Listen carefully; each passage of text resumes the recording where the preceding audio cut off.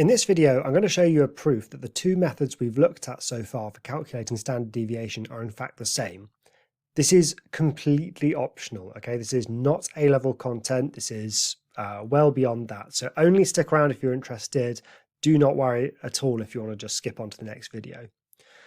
All right, now that I've just got the attention of people who want to stick around for this one, let's remind ourselves what the two formulas were. So the first one that we looked at was square root of the sum of the difference between each term and the mean squared over n, and then square rooted.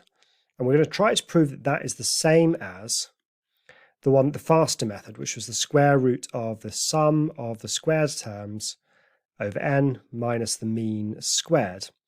Okay, so notice that there's a square root on both of them, so I'm actually just going to try to prove that the stuff inside the square roots is the same. So let's start with our left-hand side, and I'll lay this out like a proper proof. So here's the left-hand side. The left-hand side is sigma, so sum of x minus the mean squared all over n. I'm going to try to prove that this is the same as all of this stuff in the square root there. All right, first thing I can do is expand the bracket sitting inside the sigma. So if I expand x minus x bar squared, I get x squared minus 2x times x bar plus x bar squared. And that's still all divided by n. All right, now property of summations is that adding up all of these things separately is the same as adding up all of the square terms, then adding up all of this stuff, then adding all this stuff and combining them.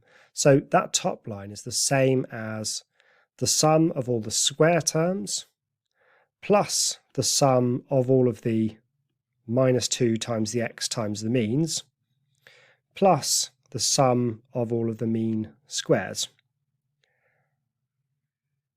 And that's all still divided by n. Okay, let's keep going. So our next property of sum, so this one stays the same, is that you can always pull a constant out of a summation.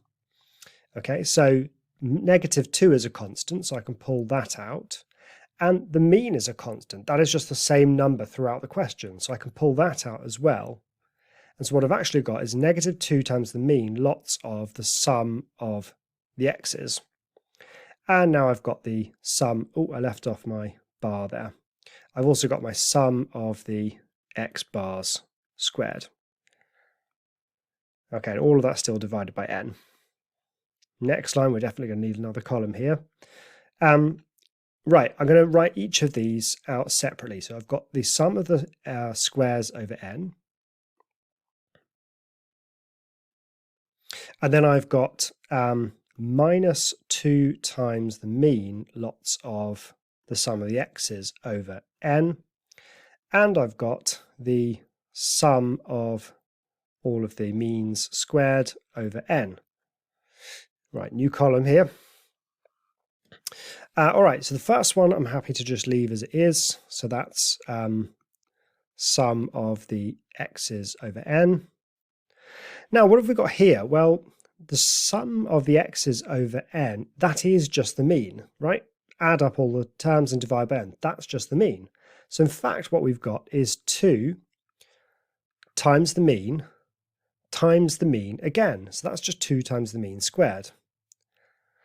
Now, what about this? Well, this is saying add up the mean squared every single time. Well, the mean squared is the same every time.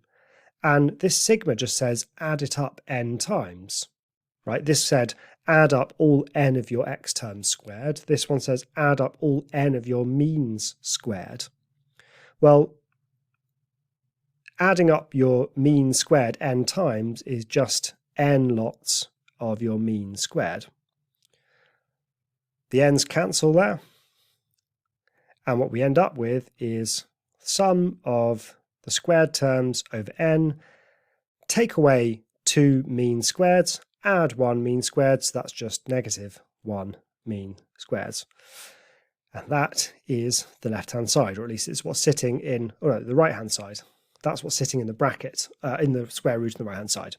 All right, pretty advanced stuff that really only crops up in A-level, in degree level statistics. So well done if you stuck around to see that, but yeah, that's not in the A-level. Anyway, hope you enjoyed looking at that. I'll see you in the next video.